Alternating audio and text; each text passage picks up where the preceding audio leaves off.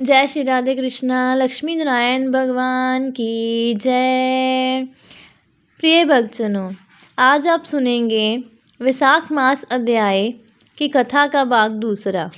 बोलिए विष्णु भगवान की जय।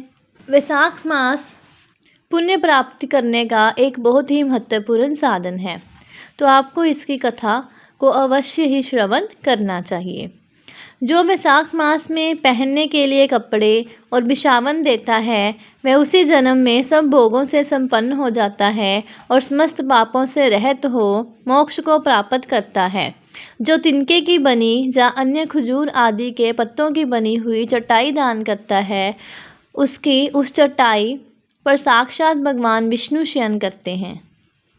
नारद जी कहते हैं, वैशाख मास में धूप से तपे और थके मांदे ब्राह्मणों को श्रमनाशक सुखद पलंग देकर मनुष्य कभी जन्म मृत्यु आदि के क्लेशों से कष्ट नहीं पाता। जो वैशाख मास में पहनने के लिए कपड़े और बिछावन देता है, वह उसी जन्म में सब भोगों से संपन्न हो जाता है और समस्त पापों से रहित मोक्ष को प्राप्त होता है। जो तिनके की बनी या अन्य खजूर आदि के पत्तों की बनी हुई चटाई दान करता है, उसकी उस चटाई पर साक्षात भगवान विष्णु शयन करते हैं। चटाई देने वाला बैठने और बिछाने आदि में सब ओर से सुखी रहता है। जो सोने के लिए चटाई और कंबल देता है, वह उतने ही मात्र से मुक्त हो जाता है। निद्रा से दुख का नाश होता है, निद्रा से थकावट दूर होती है और वह निद्रा चटाई पर सोने वाले को सुखपूर्वक आ जाती है। धूप से कष्ट पाए श्रेष्ठ ब्राह्मण को जो सूक्ष्मतर वस्त्र दान करता है, वह पूर्ण आयु और परलोक में उत्तम गति को पाता है। जो पुरुष ब्राह्मण को फूल और रोली देता है, वह लौकिक भोगों का भोग करके मोक्ष को प्राप्त होता है।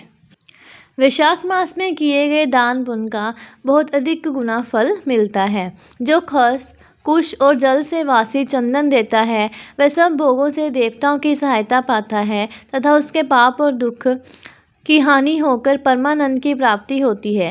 वैशाख के धर्म को जानने वाला जो पुरुष गोरोचन और कस्तूरी का दान करता है, वह तीनों पापों से मुक्त होकर परम शांति को प्राप्त होता है। जो विश्रामशाला बनवाकर प्यायु सहित ब्राह्मण को दान करता है, वह लोकों का अधिपति होता है। जो सड़क के किनारे बगीचा, पोखरा, कुआं और मंडप बनवाता है, वह धर्मात्मा है। उसे पुत्रों की क्या आवश्यकता है। उत्तम शास्त्र का श्रवण, तीर्थ यात्रा, सत्संग, जलदान, अन्नदान, पीपल का वृक्ष लगाना तथा पुत्र, इन 7 को विज्ञ पुरुष संतान मानते हैं।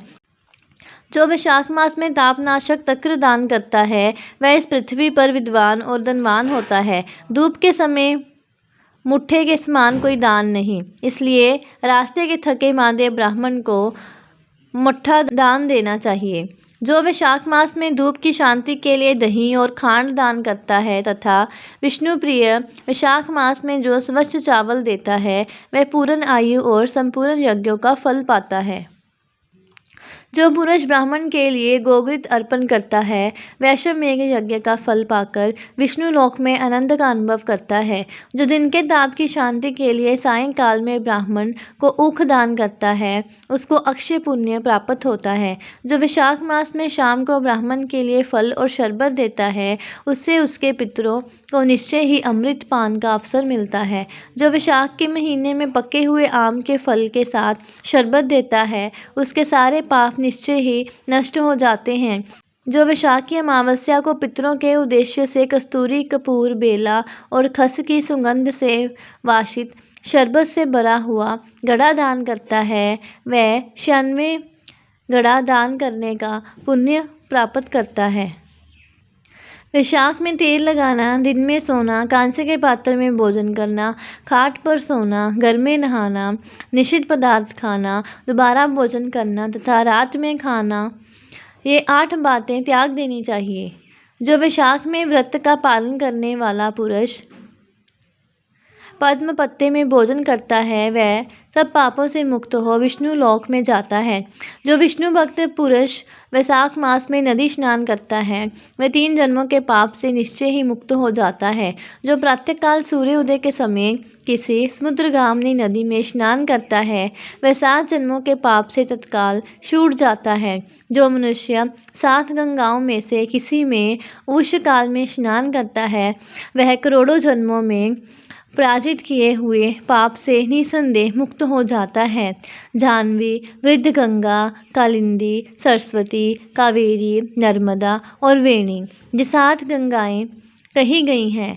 वैशाख मास आने पर जो प्रातःकाल बावलियों में स्नान करता है उसके महापातकों का नाश हो जाता है। कंद, मूल, फल, शक, नमक, गुड़, बेर, पत्र, जल और तक्र जो भी वैशाख में दिया जाए वह सब अक्षय होता है। ब्रह्मा आदि देवता भी बिना दिए हुए कोई वस्त्र नहीं पाते। जो दान से हीन है वह निर्धन है। अतः सुख की इच्छा रखने वाले पुरुष को वैशाख मास में अवश्य दान करना चाहिए। सूर्यदेव के मेष में स्थित होने पर भगवान विष्णु के उद्देश्य से अवश्य प्रातःकाल स्नान करके भगवान विष्णु की पूजा करनी चाहिए। कोई महिरथ नामक एक राजा था जो कामनाओं में अशक्त और अजितेंद्रिय था।